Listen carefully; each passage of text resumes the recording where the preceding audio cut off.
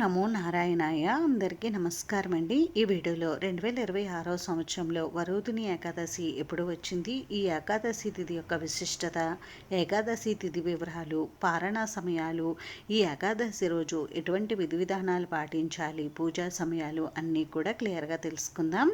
అందుకని వీడియోని ఎక్కడ కూడా స్కిప్ చేయకుండా చివరి వరకు చూడండి. హిందూ సాంప్రదాయం ప్రకారం మనకి ప్రతి సంవత్సరం 24 ఏకాదశి తిథులు అయితే వస్తాయండి. అధిక మాసం ఉన్న సంవత్సరం అయితే 26 ఏకాదశి తిథులు అయితే వస్తాయి. ప్రతి మాసంలో 2 ఏకాదశి తిథులు వస్తాయి. శుక్లపక్షంలో వచ్చే ఏకాదశి తిథి, అలానే బహుళ పక్షంలో వచ్చే ఏకాదశి తిథి. ప్రతి మాసంలో వచ్చే 2 ఏకాదశి తిథులు విశేషమైనవే.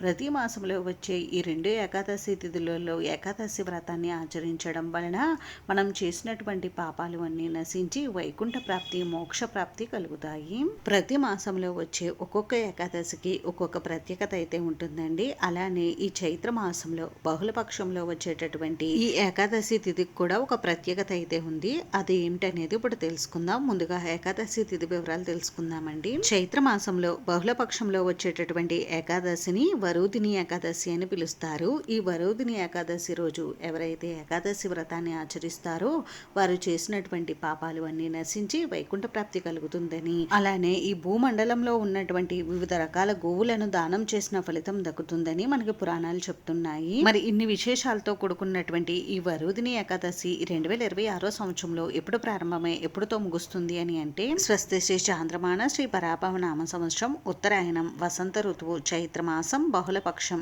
ఏకాదశి తిథి ప్రారంభం 2026 ఏప్రిల్ 12 ఆదివారం రాత్రి 9:27 ప్రారంభమై 2026 ఏప్రిల్ 13 సోమవారం రాత్రి 9:37 వరకు ఏకాదశి తిథి ఉంటుంది. కాబట్టి సూర్యోదయ సమయానికి ఏ తిథి అయితే ఉంటుందో ఆ రోజంతా కూడా మనం ఆ తిథిగా పరిగణిస్తాం. కాబట్టి వరోధిని ఏకాదశి 2026 ఏప్రిల్ 13 సోమవారం రోజు అయితే వచ్చిందండి. ఈ రోజు స్వామివారికి పూజ చేసుకోవడానికి పూజా టైమింగ్స్ వచ్చేసి తెల్లవారుజామున 5 గంటల నుండి 7:29 లోపు మీరు పూజా కార్యక్రమాలు అయితే నిర్వహించుకోవచ్చు. ఈ సమయంలో కుదరకపోతే ఉదయం 9:01 నుండి 10:30 లోపు మీరు పూజ చేసుకోవచ్చండి. ఇంక ఏకాదశి వ్రతం ఆచరించిన వారు ఉపవాస దీక్షను ఎప్పుడు విరమించాలి అని అంటే 2026 ఏప్రిల్ 14 మంగళవారం ఉదయం 8:30 లోపు మీరు ఉపవాస దీక్షను విరమించవచ్చు. ఎవరైతే ఈ వరోధిని ఏకాదశి వ్రతాన్ని అత్యంత భక్తి శ్రద్ధలతో నియమనిష్టలతో ఆచరిస్తారో వారికి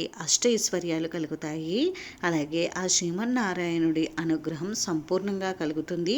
ఆ స్వామివారి రక్ష మనపై ఎప్పుడూ ఉంటుంది.